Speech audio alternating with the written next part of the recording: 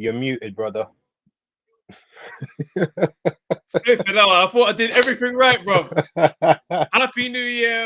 First Monday night smoke of the year, 2024. We made it. We're here. Big up to everybody in the chat right now. What's good, people? What's good? Obviously, as you guys can clearly see, I lost some weight, so it's not who you thought it was going to be. But Man United took precedence for him, but I decided to take one for the team on this occasion. Pause. Have to respect But it. That's crazy. yeah. Have to respect that though. Nah, shouts out. Big up to yourself, bro. Hey, how was your Christmas and that, fam? New Year's? You know, my Christmas was exactly how I wanted it. I spent it in bed. That was all I wanted for Christmas. Wait, the whole Literally day, the whole Christmas day. The whole day in bed, apart from eating food. That was it. I had the luxury of doing that one time, so I made the most of it. You see, this is that. It's stuff like that that lets you know you ain't got kids. I was out my bed at 6:45, fam. Downstairs, presents, smiling. Oh, it was loads, man. Shouts out to everybody. I hope everyone had a good Christmas and a good New Year's. But yeah, there's stuff to talk about, man. So let me greet the great defeaters right now. The first one in the chat, as far as I can see, yeah, you guys can argue amongst yourselves, is Ahija Selassie. He's looking at the new undisputed. I don't know if that's factual, but as of right now, in this moment right here, the trophy's yours, cuz listen, there we go. Shout out man like Ahija Selassie, Osborne, Philip Answer, leaderboard guy, man like Raj, Ellis Palmer, man like SB, Star Fox, Mr. A, Tyler MF Durden, North Bank Bren, MB Finn Black, Ali Hussein, Thomas J Ridley, Chris Collymore, man like Kyoshi, Buster Move, Cod Liver Oil, Phil Larkin, Jam Down 187, Black Super 187, Black Super, Noah Black, Jonah 31, Ivy Ben, Eddie Rose, and all the rest, man. Shouts out to everybody, man. We're here now. Trav, you can tell that you ain't done. You got a bit of ring rust there because it wasn't as smooth as no. Ring rust is a real thing. Bro, it's a couple weeks off, man. Do you know what I mean? Obviously, you know, when His Excellency calls, bro, you take the fight when it's there, bro. So very true. Very true. But yeah, man, there's been a lot of stuff going on. I want to start with something that just came out today, yeah? Like, okay. Errol Spence, since he had that fight with Crawford, yeah, he had surgery today, right? He had cataract eye surgery, right? Okay. And somehow he's linked that to the fight with Crawford. He goes, boom, had the surgery. He's posted it on his Instagram and says, why you think I was getting hit with so many jabs? Anyway, good performance from bro. What? Does that count as an excuse? Oh, 100%. That's classic PBC talk right there. Let's think about it, because he had surgery to that eye beforehand, unless it was a separate eye he's talking about now. But he would have had all of that cleared up, because you would have had to have all the tests and stuff before you get to go into the ring in the first place. That's insane. Why take the fight if your eye is going through a mazza? That means, you know, and you know what, at the time there was a few people saying, we know what's what, but you know, congratulations to Crawford. So these man just shut up, man. Absolutely relax, bro. But if you remember, they gave the same defenses to Deontay Wilder before he started running with the suit and the water and the spies in the camp and the egg weights in the gloves. Remember, he wasn't saying none of that until the people gave him that excuse. Now you got Errol doing the same thing. I can't condone it. Them men are going out sad. I can't stand. Anyway, man, we move, man. So let's talk, man. AJ Ngannou has been. It's in the early. It's going to be announced. Yeah, that's the heavy prediction that this thing is coming. Do you know what I mean? Everyone's talking about it. What's your thoughts on this, bro?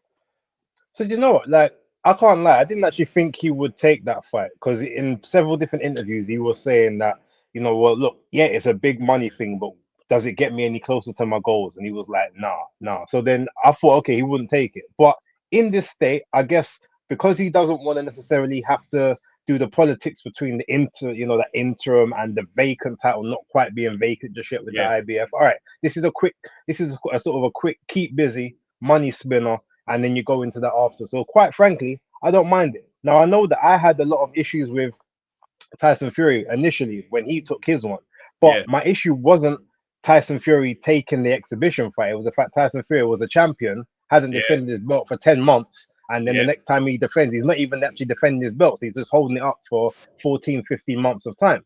Whereas AJ at this point in time, no belts, no mandatories, no commitments. So if him doing this after already being mad active over the last year, who can really argue with him taking a fight that's got nothing, that has no bearings on the heavyweight division? No, I I hear don't it. have an issue with it. My thing is, because a lot of people have tried to come at me and say, "Oh, you've been flipping. What do you call it? It's hypocritical for the way I was going on when they did Fury and Ngannou." And I'm like, Okay. bro, he knocked Fury on his ass and had man running, had man didn't Game want to engage. changed. So I'm just like, well, if Fury is as great as you say he is, then Ngannou shouldn't have been able to do any of this stuff.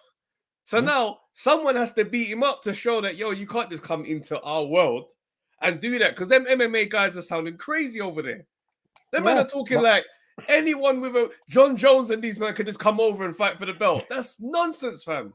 Yeah. No, I mean, look, the landscape changed, the narrative changed, and the implications and the ramifications changed, therefore making this a necessary evil. It's There got to you be go. done.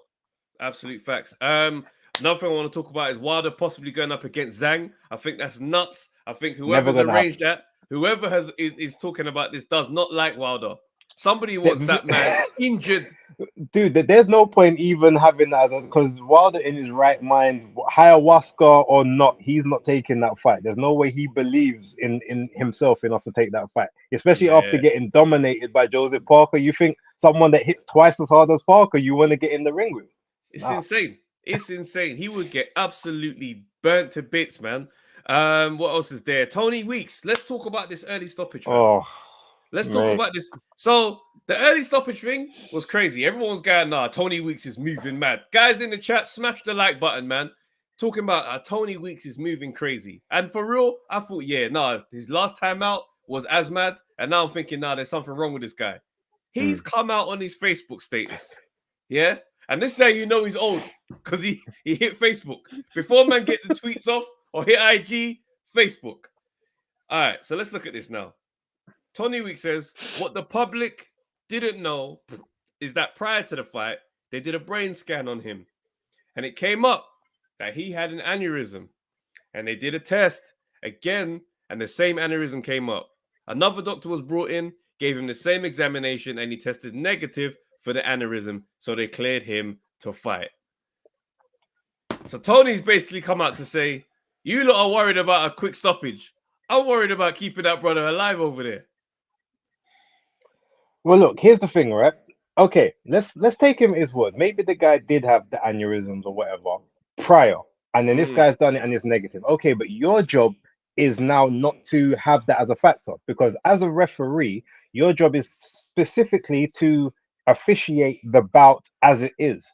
You're not supposed to take other things and other factors into the ring, because therefore you could be disadvantaging or crippling or disabilitating someone else within the ring. You're supposed to take everything on a fact by fact basis as it happens. So whatever happened prior to that is not for you to worry about, because that's not what your job has been assigned to.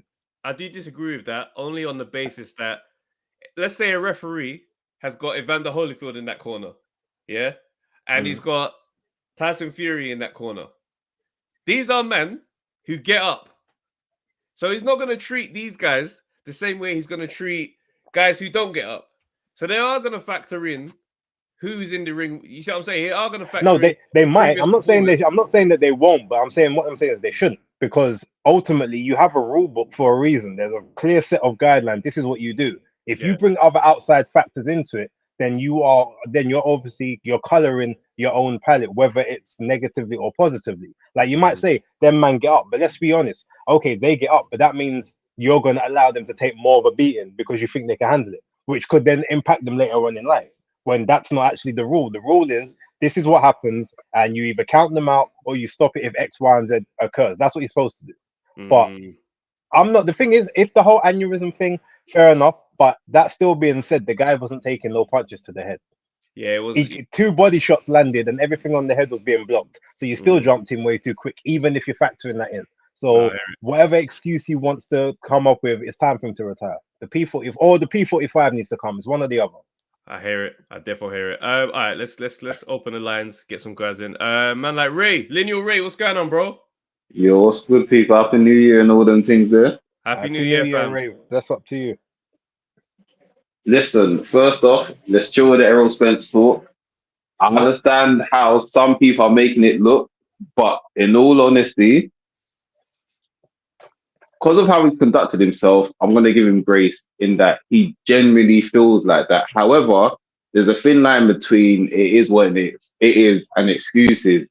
And the only reason I'm giving Errol Spence, the only reason I'm giving Errol Spence a blight is because straight after he said it, he did then say, listen, basically, don't take nothing away from Crawford. He done his thing.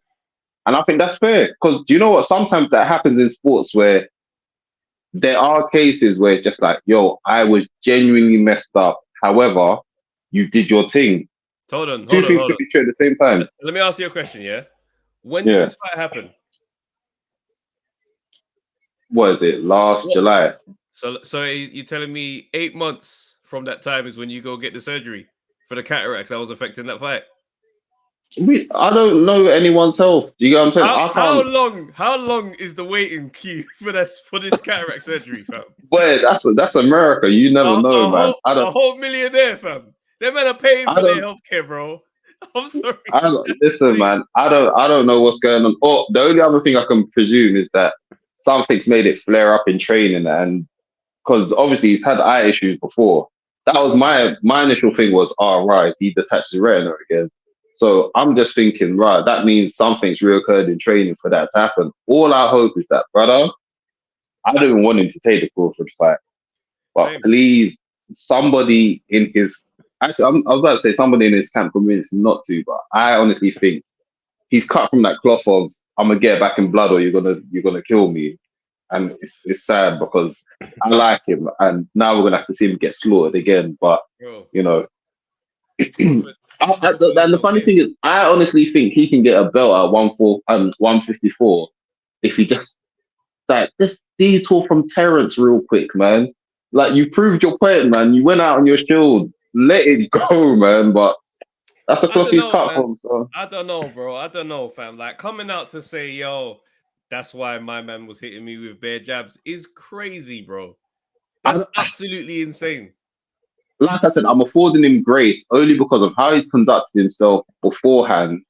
He's always been a guy of like, yo, here's where it is. You beat me. And like I said, straight after saying that, he once again went back and said, listen, take nothing away from Crawford.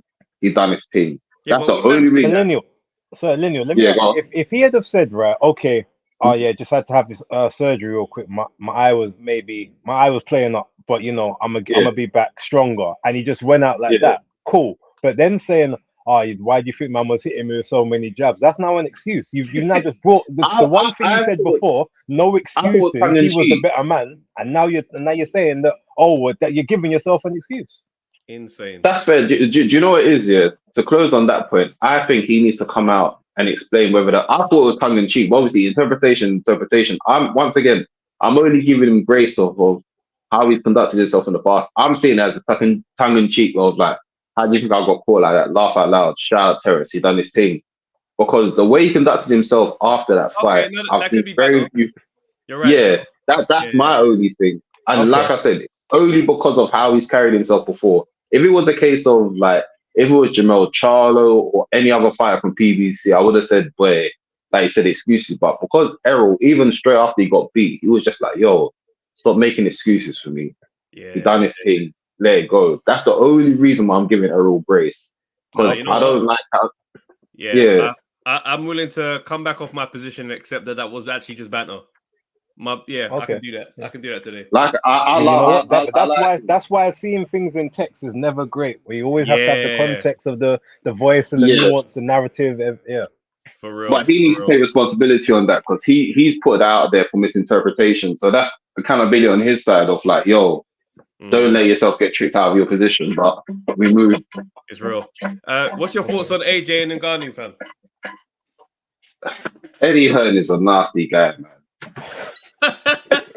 And the worst thing is, I think when you lot done Monday Night Smoke, when Ngannou, figuratively beat Fury, I called it then, and I said Eddie Hearn is a nasty guy. If he tries to go in and take this fight after he rightfully rubbished it beforehand.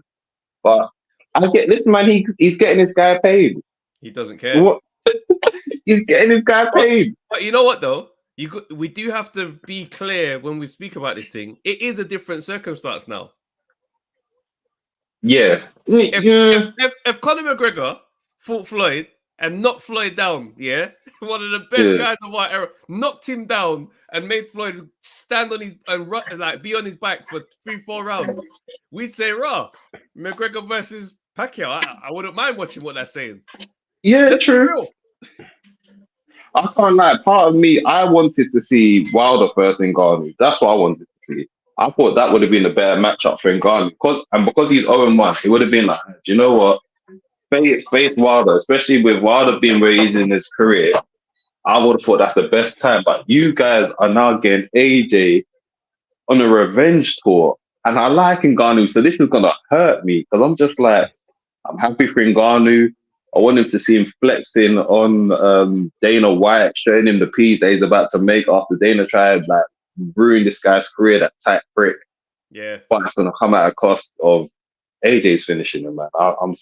AJ is not Fury. AJ is not gonna take him lightly, and AJ is gonna go in there and I think he's just basically beating up Fury's resume until their fight get made.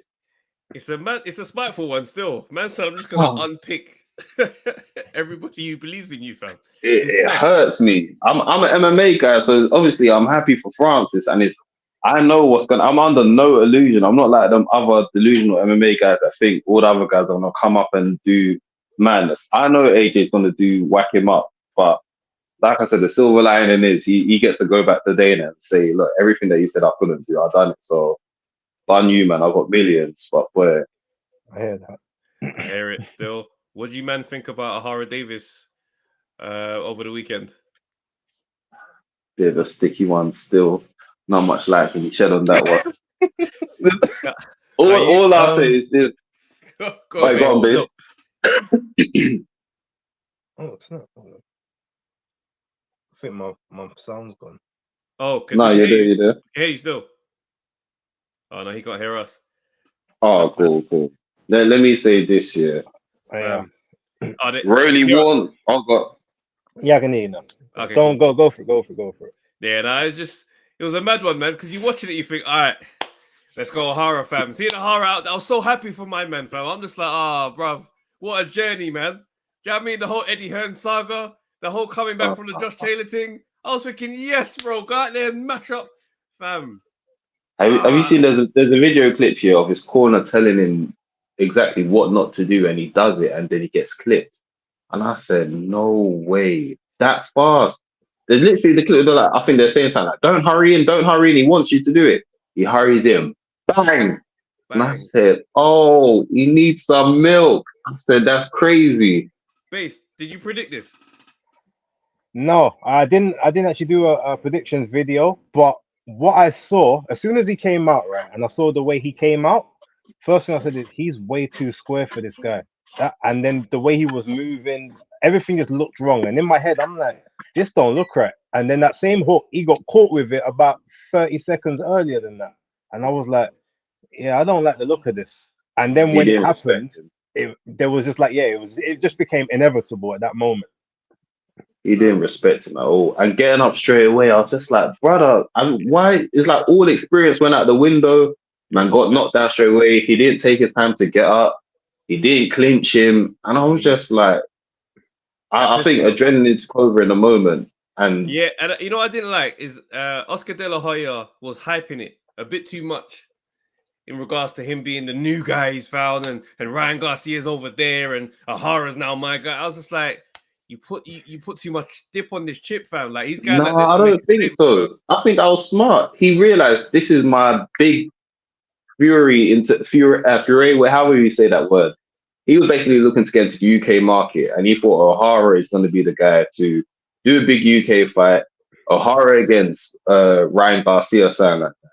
And let's not all now we're all doing hindsight. Yeah, we're all doing revisionist history. We all thought that Ohara was going to run over my man. Same. Most of us did. So Oscar just thought, right, yeah, I'm gonna go there. I'm gonna pick up my UK guy, get this big fight between Ryan Garcia and Ohara in the UK, and I hope you do something big. And then now bit of a sticky one, and even Ryan Garcia moving shifty with that Mayweather advice in his ear. And I think it's funny the way people are just like, oh, you see how he became friends with Mayweather. Mayweather didn't become friends with him, man. Rolly's on this promotion, bro. That is business. Nah, Mayweather spun everyone, bro. And it's nasty business from Ryan for calling out Devin the way he did. Because the funny thing is, before he called out Devin, I remember even thinking to myself, Ryan Smart, secure that Rolly / secure that WBA belt, and then go for Devin Haney. He tried to jump in with Devin Haney too quickly. And now I'm just like, and then him backing out is like, this ain't a good look for you, because this is the second weight class that you backed out from Devin Haney. I hear it still, bro. Bro, listen, I'm gonna lie to you. I've got to keep it moving still. There's a lot more guys. Oh, understandable, so, yeah. Man. Brother, it's good to hear from you always, man. Love as always, man. Shout out B-Hop. See you later, people. Bro, flipping this guy. Trav, before we even get to that, let's just put this in perspective, right? The guy that's apparently 40 years old, right? Although we know probably add another 10, 20 years onto that. But Ohara got spun in one round by this guy. Can you see that? No. Hold on. Oh, it's not showing up. Is there a video there? No, it's not a video, it's a background. But maybe it's not showing for some reason. Okay. Nah. Cool. Oh, man, I just see. I can see what you're trying to do. Yeah. Bro, look, man. Look, I'm not gonna. I'm a fan of Ohara Davis, innit? I like that guy. I wish him well. I was rooting for him to win. It was bad though. It was bad. Hopefully, he can find another path back to an opportunity like this, and we move, bro. We move. I hear that. We've got Alexander the Great. What's going on, bro? Oh, he's plugged in today. He's wired. What's going on, Alex? What's going on, guys? Clean connection, clean audio. I respect it, bro. New year, new you. Yeah, it's been pretty good. I got the day off work today, so I got to come from basically my room. Nice. I hope you guys had a good New Year. Yeah, bro. It was good, man. You too. It was lively, man. Hope you had a good one as well. What's on your mind, bro? Talk to us. Piggybacking off what you guys just said with Barroso taking out your man's, the 50-year-old still got something in the tank. He's fighting for justice, baby. It was not. It's funny when you look at him on the weigh-in, how old in the face he looks. It's just like, how is this guy still athletic in any way? Power's the last thing to go, so apparently it's true. No, for real. But you think he's actually gonna get that Rolly rematch? Because I don't think so. Nah. Do you know what? He probably could. I mean, a first round starching of a guy who was pretty much going to get that fight. It's kind of hard to just say he automatically doesn't get it, in my opinion. But boxing will always do what boxing does. Boxing goes where the money is. But they might pay him some step aside money. He might take that, being that age from Venezuela. He might take a little step aside. Say, all right, cool, do that, and I'll come back for the winner. Pension. He's got to start thinking about that pension. It's true. Yep. We got AJ going against my man Francis Ngannou. What do you think, bro? I think both men are going to have their chins tested because both hit that hard. I honestly think AJ is going to put this dude on the floor, but he won't keep him down. I think AJ, by wide unanimous decision, he's gonna get tested. He might get wobbled once or twice, but he ain't going down, and he's gonna show why I think he's going to be the best boxer after Usyk retires. Wow, that's a huge claim. Okay, do you reckon? Okay, hold on a second. You reckon Ngannou is going to be the best boxer after Usyk retires? I said AJ. No, AJ. Oh, sorry. Okay, cool. Cool. No, I hear you. Do you think there's a chance that he knocks AJ down? I think he hurts him. I don't think AJ goes down. I think he's too crafty. He knows how to survive in there. Against Ruiz, that didn't show very much, but his defense has gotten a lot better since then. So I think he'll stay on his feet. He'll get hurt. And Ruiz is a combination puncher, whereas Ngannou is very much one at a time. So yeah. I don't know, man. I mean, I do believe that AJ beats him just on the fact that there's more to go off. Do you see what I'm saying? Like, when the guy comes in out of the dark, it's just like, okay, let's see what he's got. It's like, right, he beat everyone's expectations. Whereas now he's going to have to be way better than that because now there's data to study. Do you know what I mean? And can't really underestimate when a boxer has data on the guy to work on this whole thing in camp that's designed to shut you down.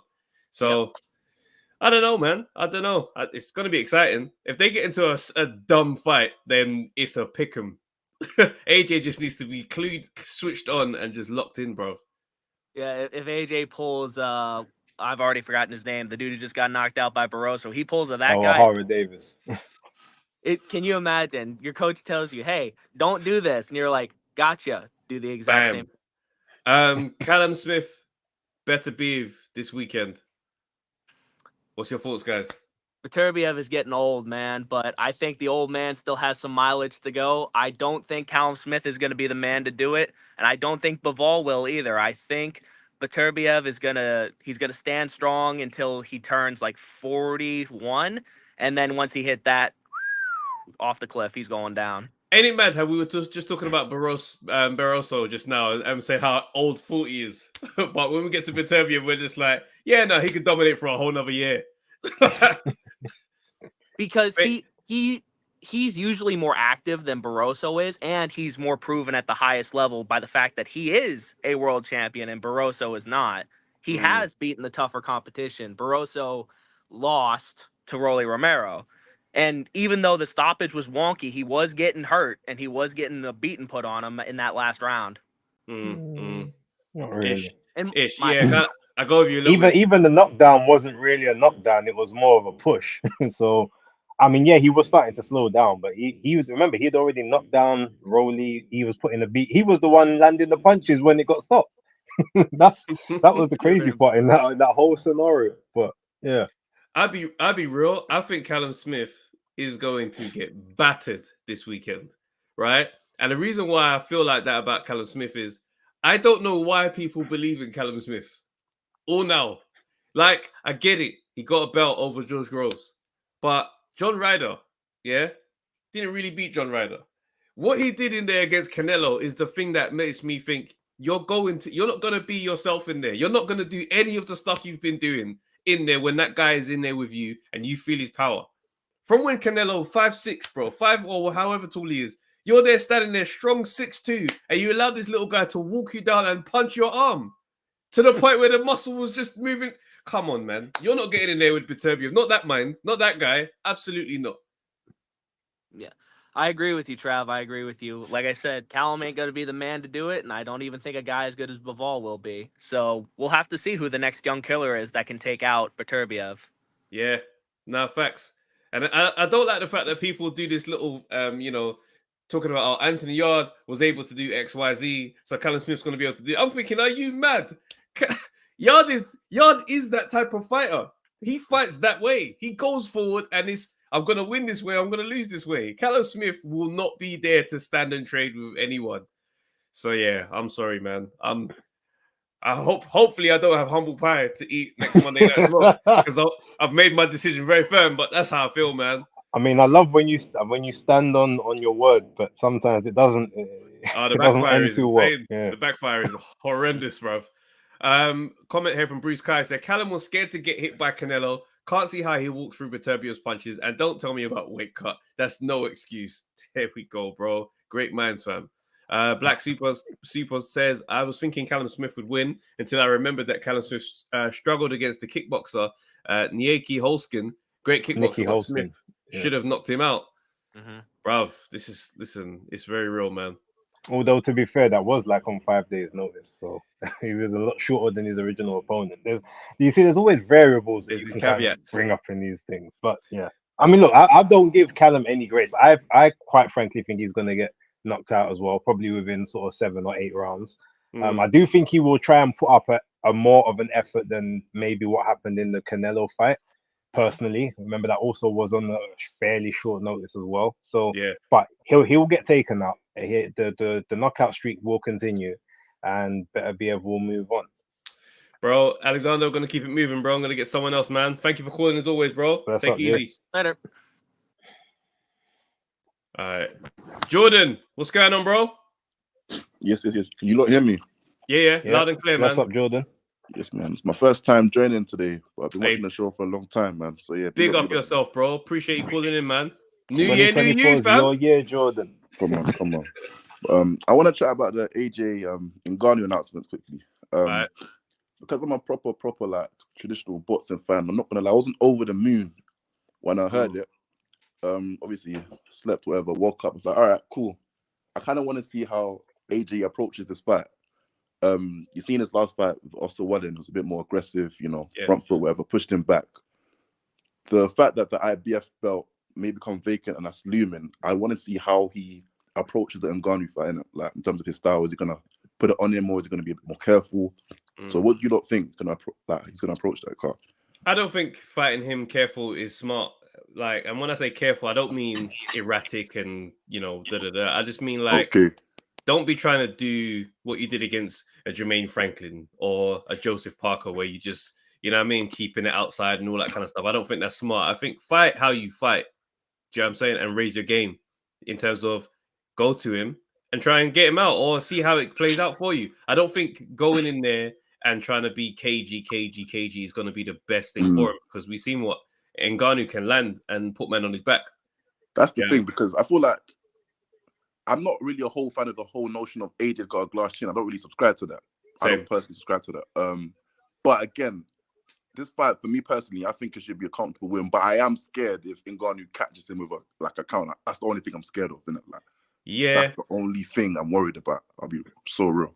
It's a legit concern. Do you know what I'm saying? Like, because we know that he's a solid guy, and from when he can go southpaw and switch hit and do them different kind of things, it's like, bro, he's a tricky guy in there. But at the same time, AJ's got to knock him out and make a statement, because then we can't have UFC man thinking they can just wander over here and be at the top. That's insane. So somebody's got to be the landlord and say, yo, that's not going to run here, my guy. No. For real. In terms, I feel like he respects Ngannou as a guy a lot. So in terms of the whole build-up, I feel like it's going to be very friendly. I don't think it's going to be too much, trash talking or whatever, or AJ looking, the whole moody thing. I think he genuinely respects my man, innit? And he's Cameroonian as well. So the whole Niger, Cameroon, like, there's a lot of respect there. He's spoken about him previously, saying he wanted to meet him. Yeah, because I think he likes his story, and I just hope we don't get too friendly with him. Do you know what I mean? Like, don't do a Ruiz one and give him your belts, and you ain't got belts now. No, don't worry. Nigeria will end up fighting Cameroon in the African Cup of Nations. That rivalry will be on fleek by the time the fight's That'll be loaded, boy. Hey, also, Jordan, what else is on your mind, bro? Just want to keep it quick. What's on my mind? Get to the whole Zhang Wilder thing. I've been thinking about that a lot recently. Let me give you my take on that, because for me personally, Wilder really messed up the bag, like, for March. Like, generally, bro, I've been watching boxing over like 10 years now. Like, Wilder, AJ, looking for that for years. I'm 22, by the way, innit? So. Oh, okay. Bro, your voice is bare deep for 22, You've had some struggles, my G. This guy be going through it, man. Obviously, I feel like as a boxer, I've been robbed. I feel like Wilder robbed me of that fight. Like, I was in the barbershop last week. My barber telling me, I think Wilder's gonna knock out Parker. He's gonna knock out AJ. I was like, no. He ain't do nothing to AJ. But the fact that the Wilder Parker fight turned out like that, and there's no March the 9th, I'm very pissed off in it. So I think what they're trying to do is, you see Wilder Zhang. Everyone's written off Wilder right now, but I feel like it's a risk versus reward thing. Say Wilder knocks him out. He's back. The AJ fight's bigger now. Everyone's going crazy. Let's be real. That's 100%. No one rates Wilder now. And I know, Trav, I know you don't rate Wilder right now, but if he knocks out Zhang, everyone's hyped. I'll be back. And that would be his first certified win, fam. Bro, that's what I'm saying, because Zhang, you know what I mean? Zhang don't strike me as the kind of guy that can go out and follow a game plan for 12 rounds. He don't strike me as that kind of guy. I don't know why you don't think. I don't know why you I don't think so, I don't think, and he tires a lot. Gets after round 5, I've seen his gas tank just go. I watched the Hrgovic fight again a few days ago, the Zhang Hrgovic fight. I think Hrgovic got that by a round, Like, I watched every fight again and I scored. I think after a while, Hrgovic picked up a little bit. That's cool. Here's what I'm going to say to you, though, Jay. Like, if you think about Zhang's gas tank going after 5, that's fair enough. But what's Wilder's gas tank like? That's what I was. He doesn't have a work rate. So if you have to make him work, what's he going to look like? He was blowing heavy after 2 rounds in the third Fury fight. And the second one. But the third Fury, that's when he put on like what, 20-30 pounds, or do you know what I mean? But the second one, he also was gassing after 2-3 rounds in the second fight as well. He was gassing his energy management is poor. The second Fury fight, when Fury put it on him from the first round, I don't see Zhang doing that. I think Zhang's going to be a bit more cautious. Obviously, walk him But down. But see how Fury... Zhang did that to Joyce, who's like a much bigger unit than Wilder is. So do you really not think he does that? He starts fast. That's what he does. He did it to Hergovich. He did it to Forrest before the kidney failure. He starts fast. It's going to be insane. He's going to knock Wilder the hell out, bro. No, Trav. You know what? I hear you, but I want to have a bit of hope, man. I need this thing to be revived. I want the Wilder thing to. I need you still holding up for Wilder, AJ? Allow me. They're going to be carrying Wilder to the ring on a stretcher for this fight to happen at this point. listen. AJ Fury, AJ Wilder. I need one of them fights in my lifetime. Do you know what I mean? I need to see at least one of them, man. Like, at this point, AJ Fury is the only one that's left. And no, because Trav, a few weeks ago, Trav, you were saying AJ Fury. Let's not chat about it again. I know. But bro, come on, fam. Everything's changed. Everything's changed now, fam. What you saying about the whole? Okay, go on. I was gonna say the only thing that can happen, if Fury beats Usyk, he's gone. He's gone. He's retiring, and it's over. That's it. Is he retiring though? So, say he gets knocked out, is he retiring? Is Wilder retiring? No, Wilder, is he going to retire after that fight? If Wilder gets knocked out, it should be over. Do you think he will retire though? What if he gets knocked out? Yeah. 100%. Because he nearly retired after Parker. He was in the ring on some, I made a lot of money, smart investments. That kind of talk there, he's halfway out the game. What do you man saying of the whole Beterbiev Callum Smith fight? Because the way I'm seeing all these media push that really Callum Smith's gonna do something, and I don't know if he's gonna win though. I don't know. We literally just spoke about this one. Yeah, we did still. It's just hometown belief. These men, everyone's gonna be awake at 3-4 in the morning to watch their brother get smoked, fam. It's unfortunate. But if someone was to beat him right now in terms of all the guys Beterbiev's face, do you give Smith like the highest chance out of all of those guys? Absolutely. Okay, cool. Are you talking about in the British guys or just generally, just in terms of all the opponents Beterbiev's fought, like just all of them, the whole 18, 19 guys? Do you rank Callum Smith the best guy in terms of the ability to potentially? No, Vosdick would have been the best. Would have been the best opportunity to beat him. So if Vosdick ain't doing it, neither is Callum Smith. Okay, no problem. Man. Brother, appreciate you calling in, man. Thank you, guys. Thank you. Take it easy, bro. Appreciate it. The main event. Oh my days, the absolute savage, the one and only. Yes. What's going on, bro? Yeah. Oh, we got new angles for 2024. Yeah. What's going on, Josh? He's letting us know. So let's talk about AJ Ngannou.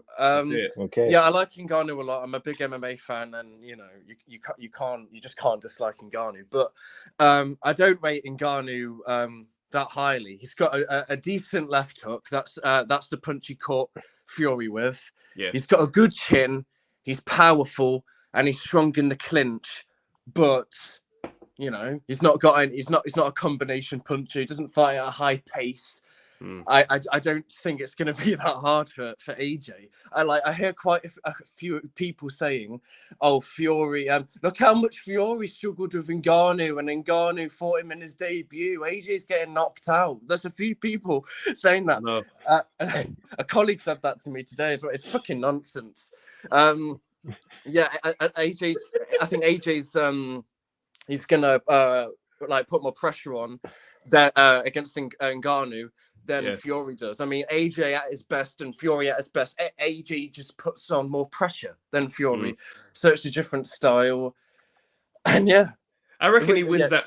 He wins that fight convincingly and easy with the jab. Yeah. I found this. Yeah. Well, you think he's I heard you say, Trav, that you obviously we want AJ to knock out Ngannou. I don't think he'll knock him out cold, but do you think he'll get rid of Ngannou? I think Ngannou can second half of the fight.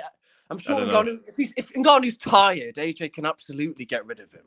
Yeah, I don't know. I don't know about knocking out Ngannou. I wouldn't bet on that. I'd just say win. TKO. Yeah, just win the fight by a wide margin. What, and just late? Like a white collar knockout? Yeah. Maybe something like that. Second half of the fight, first 2-3 rounds, AJ just outboxing Ngannou, but after that, it's party time. But the reason why I say the jab is because Ngannou could land something and change things significantly. I do think he's got a good chin, so trying to knock him out is not. It's not a game plan. If it happens, then we'll take it. AJ hits significantly harder than Fury. Yeah, that's true. And But so we have when let's we not speak forget. No, about but let's not forget though. Ngannou does have actually. He has got a longer reach than AJ. Does So he? if they go into that, if they go into, he's got an 85-inch reach. AJ's How only tall like is he though? 81 or I something think like that. Ngannou has a 6'5". one He's yeah. 6'5". Yeah. So who has the overall advantage then? But he AJ's doesn't one jab. inch. He doesn't jab. That's the only thing I'll say against Ngannou's game is that his jab was not busy at all. Fury's. Yeah, But Fury's. Fury's a. Yeah. Yeah. You see what I'm Yeah. saying? But Fury, but AJ is kind of AJ will stand more in the traditional stance where Fury was trying to move about more. So then Ngannou was just looking for that counter, thinking that, well, I know I can knock you down. I think he knows that he'd have to do more work to get AJ in that vulnerable position. Yeah. Yeah, I had to analyze it earlier. I went on TikTok and I searched up Fury and Ngannou. I just had to watch the sequence where when he, yeah, no, TikTok of all things. That's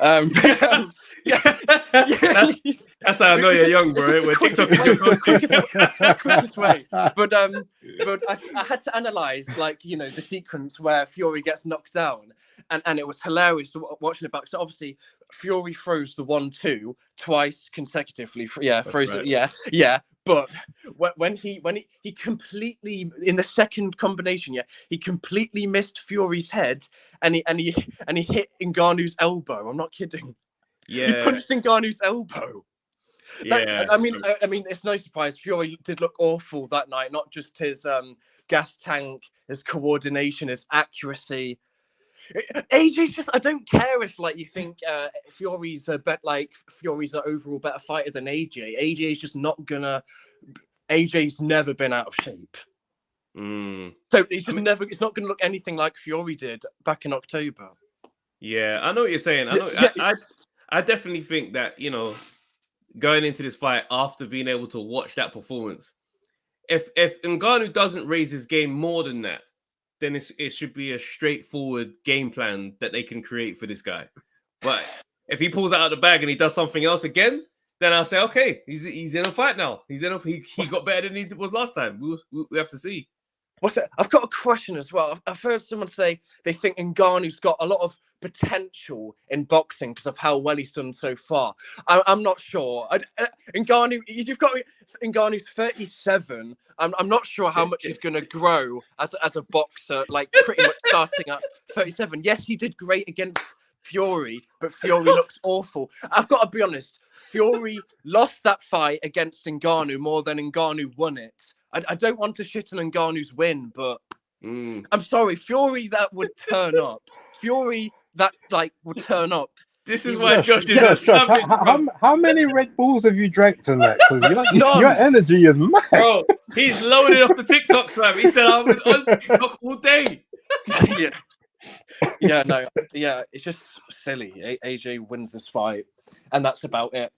I hear you. Have you guys noticed there's been no major promo for Usyk Fury? I feel like stuff should have been going on by now. I don't know if I'm shooting too early, but I say give it 2 weeks. Let them get this next announcement out, and then that's probably when they'll start doing the big trailers and whatnot.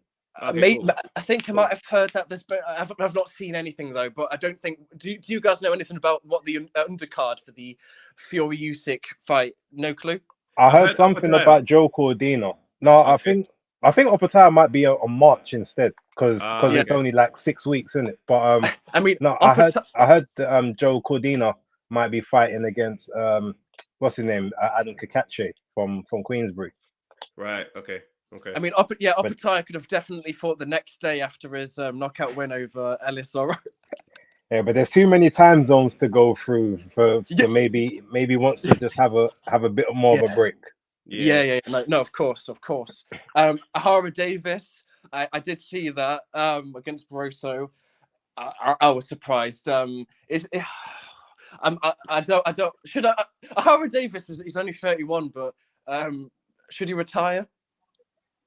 No, I don't think he should retire. But I think it would be ambitious to assume that he's going to get another shot. He's definitely not a world level fighter. I mean that sounds fair. After getting slept by after getting done out by It's rough Barroso because in 1 round. I know Ohara, so my bias is there. Really, Yeah. I won't trash him. I won't. That's my No. guy, man. And quickly, I'll just go over the day of reckoning a little bit.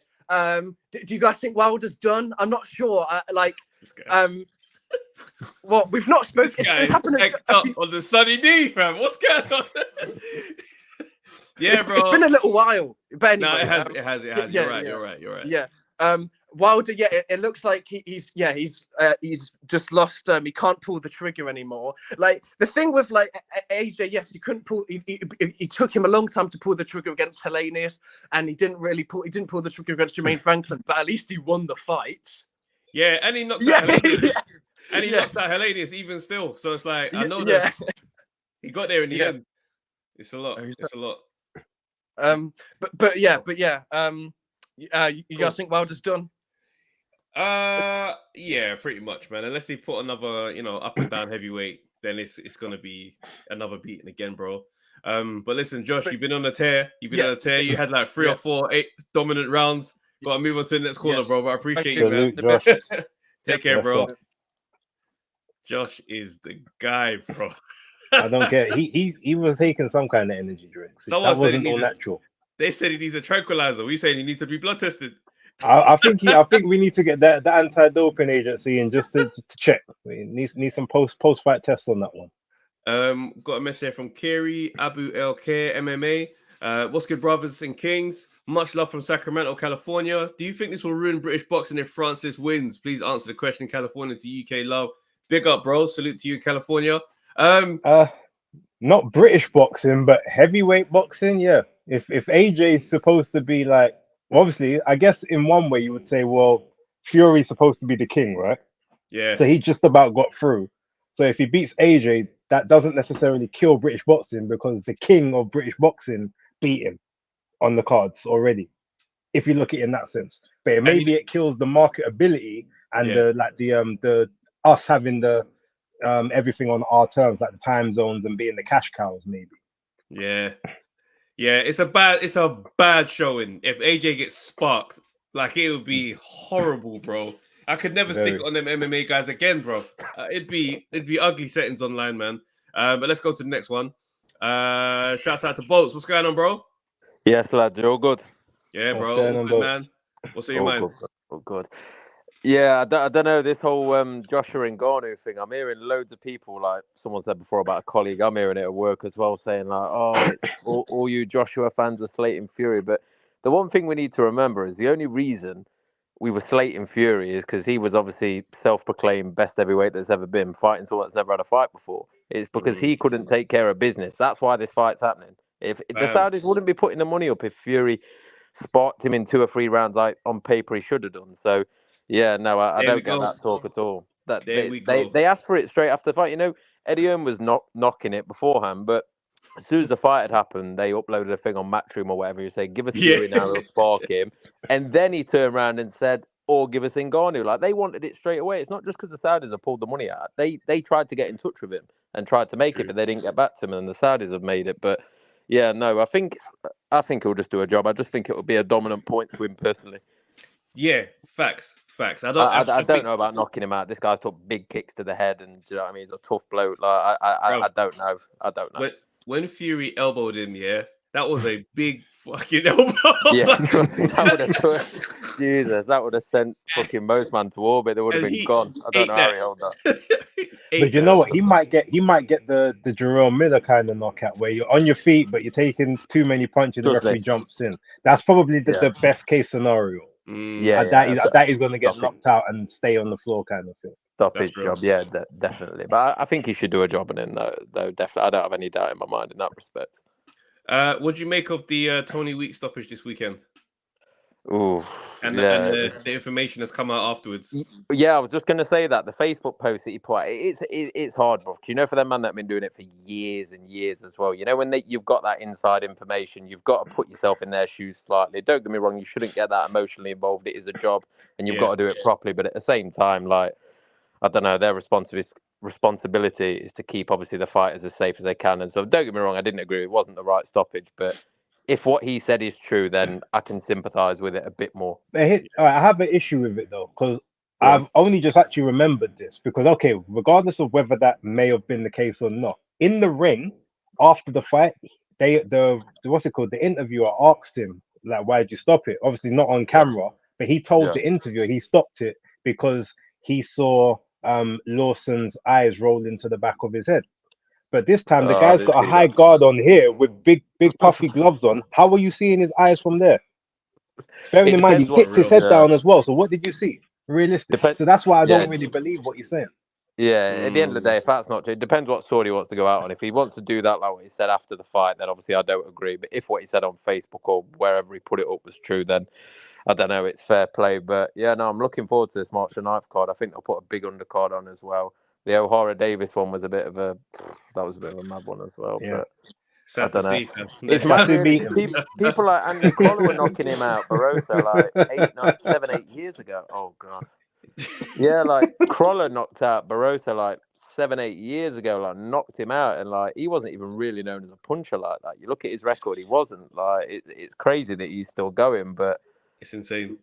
yeah. Hey, Although, to be fair, that wasn't like 126 or something. So Yeah, I guess you've got to get that into it as well. Well, I'll obviously move on to the next person. Trav, we've got me and a couple of lads got tickets for your Nottingham show, innit? September time, so we'll be there. Come on, we'll all turn up for that. Yeah, it'll be popping. Appreciate that, bro. I see you Nice, then, man. bro. That's Enjoy, love, lads. man. Safe. All right, bro. Take it easy, man. that's up, boats. Yeah, I was gonna ask him just before you went, but I'll ask you now. Inui Crawford, fam. Inui won Fighter of the Year. Yeah. How did you feel about I gave it to him. I gave it to him on my list. Yeah. I mean, the thing is, I'm gonna be real. I didn't actually, and I know it's gonna sound bad. I didn't actually have Crawford in my top 5 for Fighter of the Year anyway, just because he only fought once, and because of who he fought. I don't give enough stock to Spence myself, but I understand obviously the moment is one thing. But I said, yeah, for that, no. But I still have him as my number 1 pound for pound, not because he's accomplished more, because now I knew he's actually accomplished more than he has.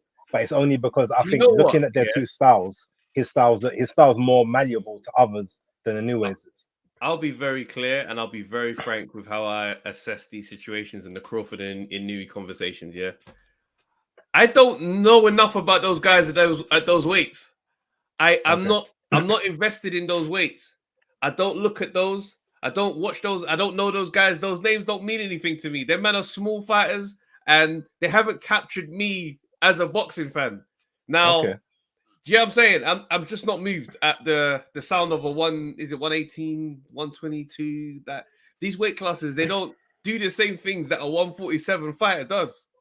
So I hear that. When we're talking about the two guys of their career, that's essentially the AJ and Fury of their careers. When you go and have that fight and you torch him to bits, bro, I'm sorry. That hits more than you telling me that you dropped weight and you beat the guy that had the belt.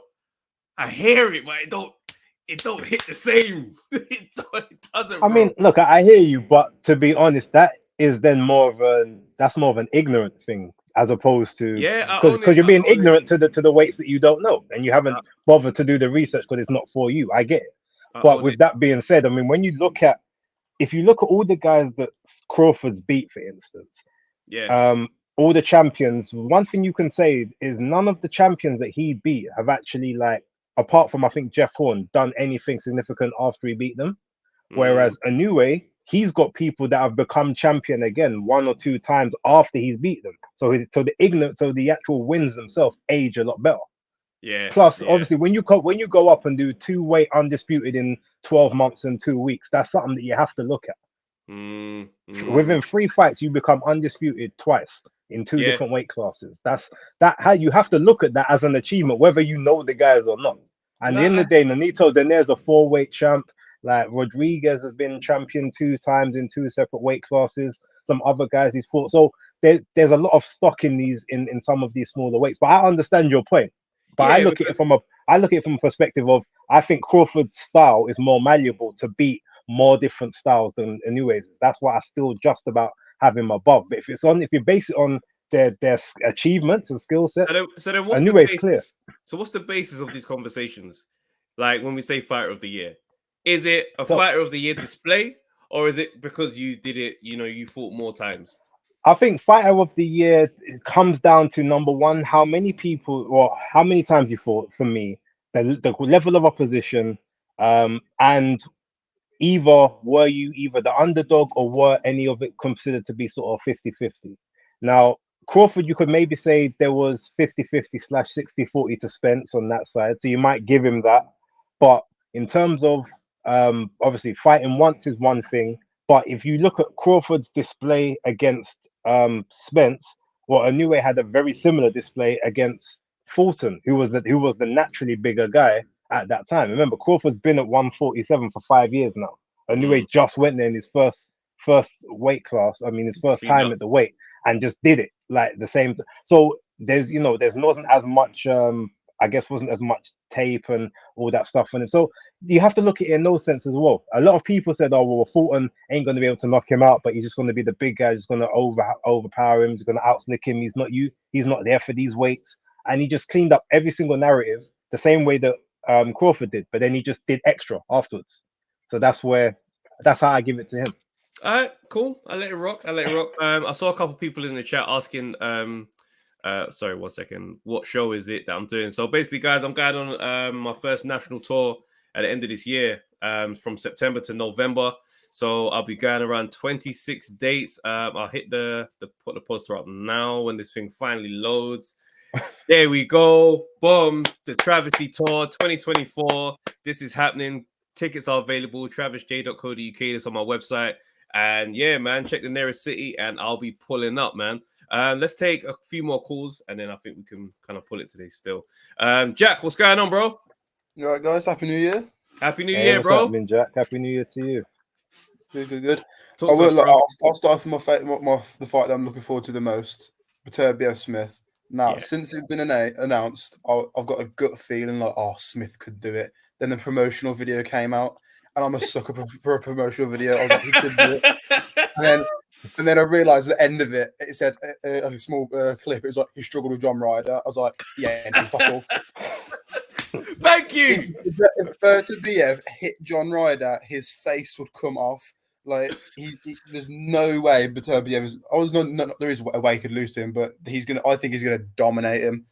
Thank you. Finally, some logic, fam. I'm sorry, I don't want to hear anyone tell me about a left hook. He's got a good left hook. Get out of here, man. Man's had over 400 fights total. He's saying he's never seen a left hook before. My thing as well is like, who's Callum Smith fought at light heavyweight? Bro, two guys in like 3 years. People keep bringing up these guys as if the inactivity is mad. The inactivity is very mad. Beterbiev's inactive, and he's still more active than Callum Smith. So, although to be fair though, can we also say that Beterbiev is also the reason why Callum Smith has been 18 months inactive? Because they were supposed to fight in August last year, and then Callum was supposed to fight in March before that, but then he came out of that fight to take the heavyweight title. I mean the. Rough. Oh, are we there? Oh yeah. Oh, there you go. So because of that, he obviously that took another 9 months. So he shouldn't have been 18 months. He should have been fighting within 9 months. But I'm just saying there are caveats to that. But you're right that the 18 months is horrendous. It's bad. Again, Trav, you said it. If a 5'7" Canelo is pushing you around, thank you. A 6 foot unit like Beterbiev is going to beat you up. Like there's videos of his sparring partners being like, he hits harder than Badu Jack, who's at cruiserweight. Hits harder than some cruiserweight. It's like he's a freak in nature. He's one of my favorite fighters. That's why I'm like waxing lyrical about him. But I think he's going to destroy him.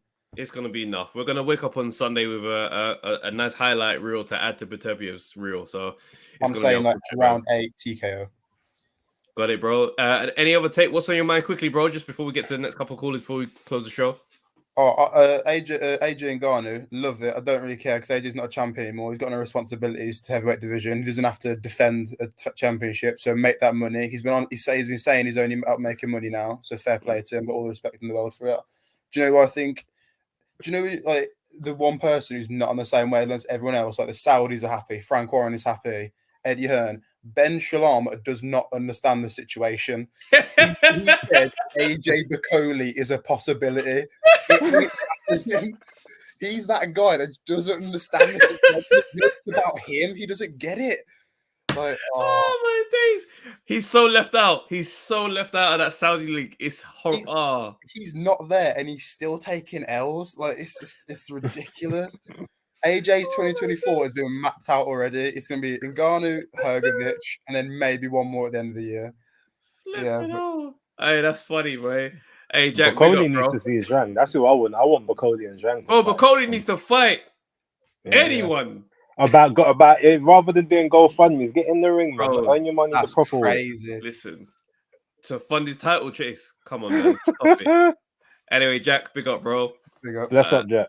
Let's take, I think, it's going to be quick fire calls for the rest of you guys, man. 30 seconds to 45 seconds tops. So, Toy, what's going on, bro? Real quick, what's on your mind? I've been patiently waiting for a track to explode. Wait, hold on. Oh, it's not Boxing Junkie. Sorry, I clicked the wrong one. What's going on? I came with the 50 Cent bars, you know. I've been waiting for time at crack it up. Sorry, bro. On, right? All good, man. All good. Hey, there's so much topics. Throw one at me. Bruv, hit one. Callum Smith, Beterbiev, Ohara, Usyk, AJ Ngannou. All right, Beterbiev, Smith. I think it's disrespectful to even talk about them two in the same breath. Yeah, the best hope Callum Smith has, give a good showing. Maybe he can line up a fight with Yard afterwards, but he's getting cooked by Beterbiev. I don't see anyone beating Beterbiev in that weight class. Next, AJ Ngannou. AJ Ngannou, I don't know. Ngannou's got one of those faces. He just don't look like he could ever get dropped in it. He's like Jerome Miller in that sense, isn't it? I just don't see anyone dropping him. Yeah. But I think to trouble AJ, you need to be like a combination puncher. You got to have, like, you know what I mean? You gotta throw your punches in bunches. I don't see him doing that. I think AJ will just play with him. Really, I don't really see him troubling him at all. When he troubled Fury, it was more counter punches, wasn't it? I don't see that having an effect on AJ as well. Yeah, I think that's just easy, man. I don't blame him for having that fight either. I mean, why not? Decent money. Money I run, you know what I'm saying? And it helps the convo, the narrative against Fury. Yeah, it's a great PR move. Yeah, great PR move. You see, I was going to say as well, with Wilder and Fury, I think when they retire, I don't think the history books will be favourable to them. I can agree with that still. I think, like when you see AJ, he's been an honest champion, isn't it? Like he's tried. He didn't always get there, but he tried, didn't it? You know what I mean? These guys have been very selective with their fights, and you know, there's a lot of gaslighting that they've done, I think, throughout their career. And you see how quick we've been. Like we weren't talking like how we were, but you see how quickly the narrative has changed now. Like people are seeing them for what they are, innit? Yeah, you know what I'm saying. And I think I always have. I just want to put on record, everyone. I've always maintained my stance on both of them. I'm happy everyone else caught up. Yeah, fair enough. Hey, but yeah, it's good that now that the masses anyway, like you know, even the casuals are kind of seeing that these guys have been ducking smoking it, and yeah, Wilder, he's probably one of the worst things I've seen in boxing in a long time. Even fundamentally, as a person. I think he's a bit of an arsehole, you know what I'm saying? I don't like that guy at all, man. That's fair. I mean, I don't really hold my fighters to necessarily being likable. You just got to be great in that ring, man. But yeah, I hear you, bro. What I'll say as well with Zhang and Wilder, last point, and I got to move to the next caller, bro. Sorry, yeah. Stylistically, who do you think's more of trouble for Wilder, yeah? Zhang or Parker, stylistically? Zhang could knock him out. Zhang could knock him out. I think Parker is going to be tricky, but you know, we saw that he didn't necessarily he didn't buckle Wilder's legs or get close to getting him out of there. But actually, no, you know, Parker is trickier because he's smaller, which means Wilder has to punch down, which is not something he's used to doing. While Zhang's more eye level, so he can catch him that way, but he doesn't know about foot placement, so exactly, that's just my final point. Basically, Parker is always going to be a lot more difficult for Wilder to handle. Zhang's more of a stationary target, because obviously he can't fight on the back foot, he's going to struggle with Parker. But I think he'll have more success against Zhang, even though. I think the biggest issue for Wilder against Zhang will be the first 2-3 rounds. Like when he's still got his tank, innit? He's got to get out of those three. It's like fighting Shannon Briggs. Yeah. After round 5, but before then it's hell. That's it, yeah, for real. But yeah, either way, peace. All right, bro. Year. Big up, man. Same to you, bro. Cool, man. Toy, what's going on, bro? Yo. Trav, I still wish you well, despite the fact that you call another man my name for your tour. So no drama. My bad, bro. bro. I clicked the wrong one, man. I still appreciate you, but thanks for having me on second time on. Okay. Just gonna say on the Ngannou Joshua fight, I'm not necessarily against it. He's going for the bag. It's a nice interim fight for somebody who's got the measure of now. Seen what Fury does for him. Well, my only complaint is that the presser and the tour is gonna be so boring. These men are gonna be like, them gym guys. I'm like, oh, bro, I want to be like you. Nah, I want to be like you. It's just gonna be that throughout the tour. So there's nothing to look forward to. But you know what though? People are saying that Ngannou was talking a bit about AJ on the Shannon Sharp podcast. So I don't know, you know. I feel like Ngannou might say something, but you know, Ngannou ain't really got vim to his insult. Yeah, it's just gonna be like the more of the same. Josh is gonna be like more of the same. Landlord, blah blah. They're gonna punch each other up, isn't it? So it's just two yams fighting each other.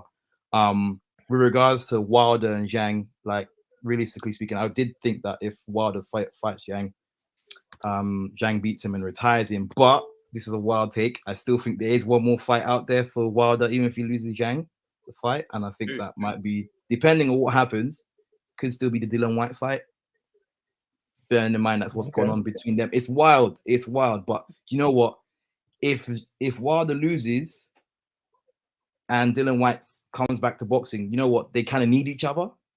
Because at the end of the day, it's still a relatively, like, there's some interest on, certainly on my side and some of the guys. It's a solid pay-per-view night. Do you know what I mean? Like, but a lot has to happen. Yeah, there's a lot of variables. That's the thing. That's the thing. So, and then with regards to Beterbiev versus Callum Smith, I think it's Beterbiev all the way. I think, like you said, like, you know, like the British bias, like obviously they got to promote the fight as well. So they've got to give you a reason to tune in at 4 a.m. in it. So they got to pretend there's a chance, but most men know that he's going to get punched up there. So, and finally, with regards to Fury and Usyk, I think obviously it's a bit of a concern that there hasn't really been an undercard announced. But I think what we've seen in past times that Saudi guys, they tend to make the cards quite quickly. Yeah, so quite late as well. Yeah, I don't think it's going to be stellar, but realistically speaking, let's get them two to fight. People are worried that they might not even fight anyway. I'm 75% sure they're going to fight, but with Fury, you just never know. You just never know. But I'm going to keep it short and sweet. I know people are behind me. But yeah, thanks for having me on, guys. Respect, bro. Respect. Ellis, super quick one, bro. What's going on, man? Ellis. Oh, just on what that last guy was saying, I didn't catch his name. But if Ngannou loses to AJ, which might not happen,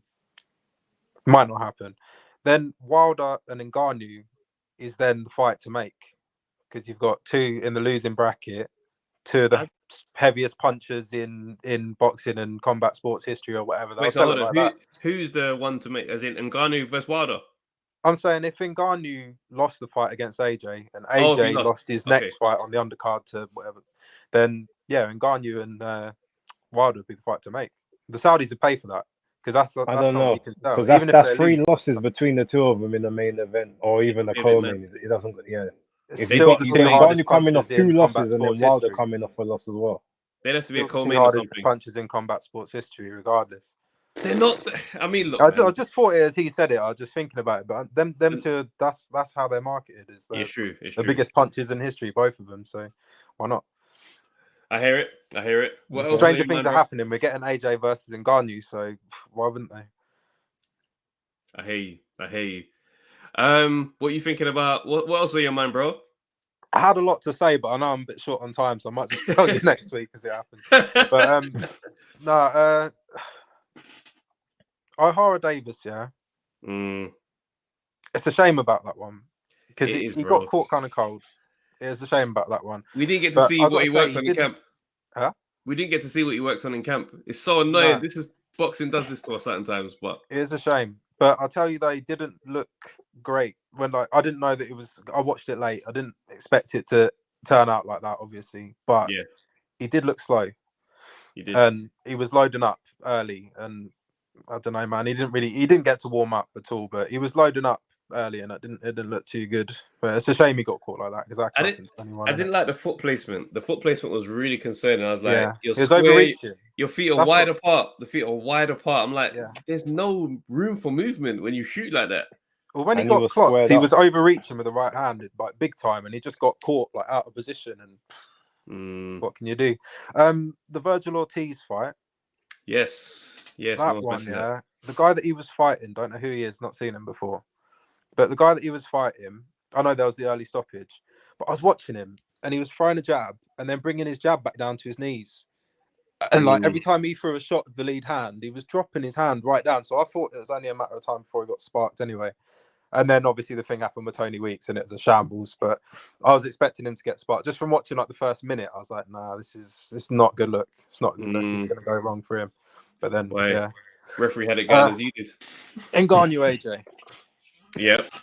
Yep. I wanted to sit on the fence, but I feel like I should. Who you think is going to win, bro?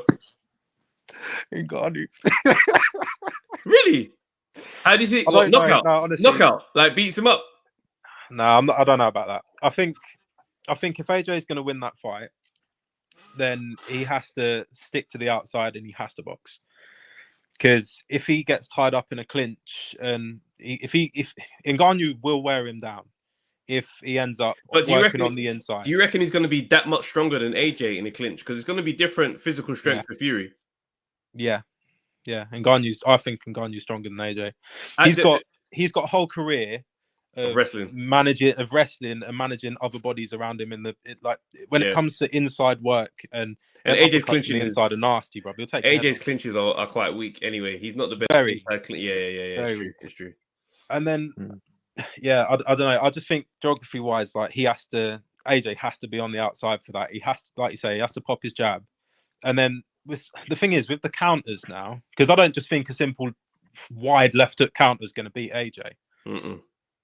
AJ has to shoot first and shoot last. He has to get his shot off first. He has to open him up, expect a counter, and then hit him again.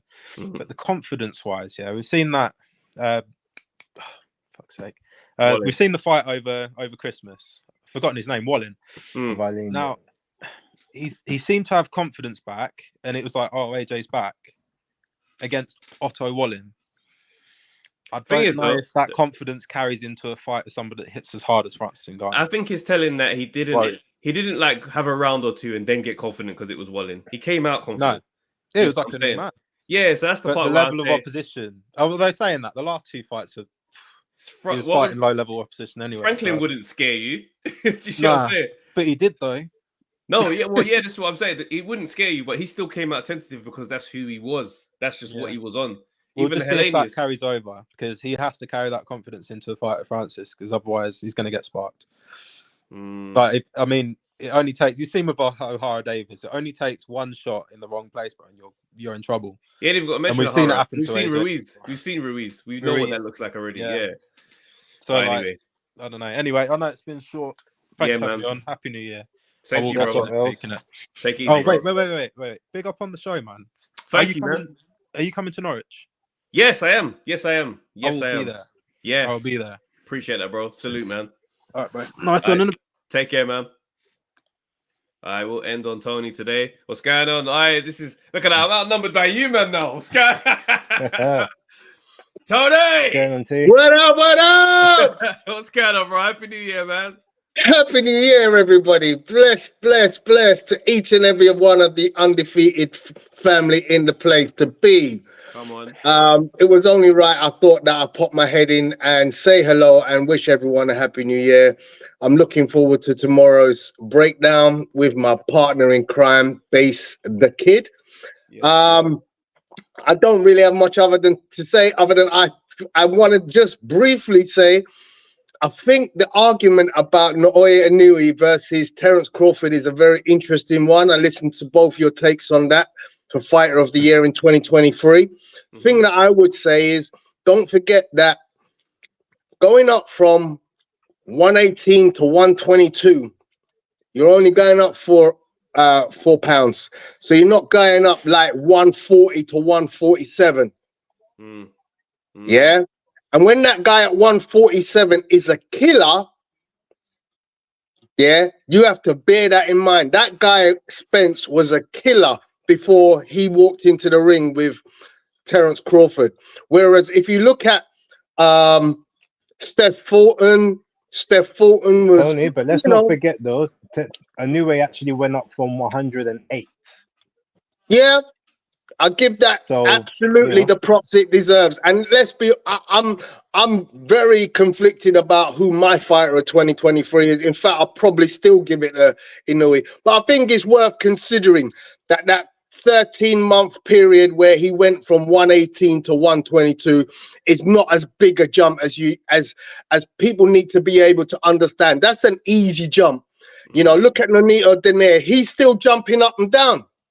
You know, he could fight at 115 and he competed at 122. So those jumps are not as big and not as significant as a 140. And don't forget, Terence didn't start at 140. He started at 135.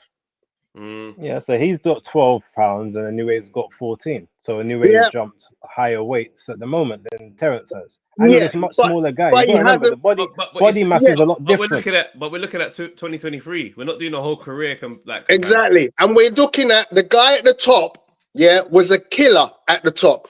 Whereas when you look at Marlon Tapales, his previous fight was a split decision win against MJ Akhmadov, who was considered the number one at the time. But it was still a split decision win.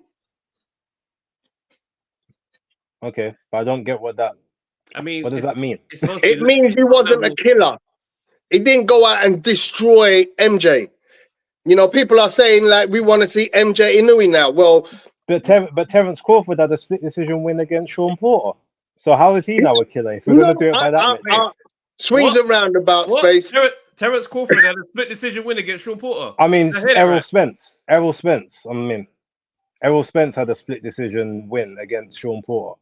That's what I meant to say. I mean, it swings and roundabouts. I'm not gonna go overboard on it. But if we're saying time ago, like if Crawford ain't been at 147 for the last 5 years, so talking about that 7 pound jump is irrelevant. Hold on, how comes you man don't have Devin Haney as an option? He was he was my number 2.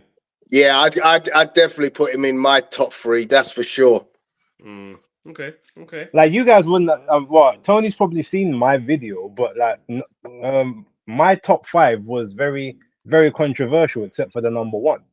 But I'm just saying, in terms of this whole fight already, if we're talking about the 7 pound jump, all I'm saying is that was 5 years ago, so you can't count that now when someone's actually literally just done the move this year in that same year you're talking about.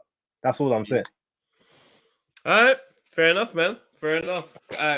Mandem, I think we're going to close the show today still. We're going to close the show today. Guys. See you tomorrow at 9. Come on. Big up, Tony. Guys, big up. Thank you for tuning in. First Monday Night Smoke of the year. KG's dealing with Manchester United problems. It's very unfortunate. You know what I mean? He's got an allegiance to losers, and it's not like him. Well, they're winning right now, so like behave. I'm joking. Yeah. No, but you know where my allegiance lies, but I decided to bite the bullet for the team on this one. Let KG make the money while I. Karma, big up Karma. Thank you very much for tuning in late, but that's up to you. Yeah, guys, to let you know, man, copy your tickets to my tour, Travesty 2024. That's happening in September, right through to November. I'm hitting pure different dates, so hit the link. Go to my website, travisj.co.uk. I'll be pulling up to your city real soon. But guys, peace. That's the end of the show, and we'll see you guys soon, man. Take care. There we go, and we are out.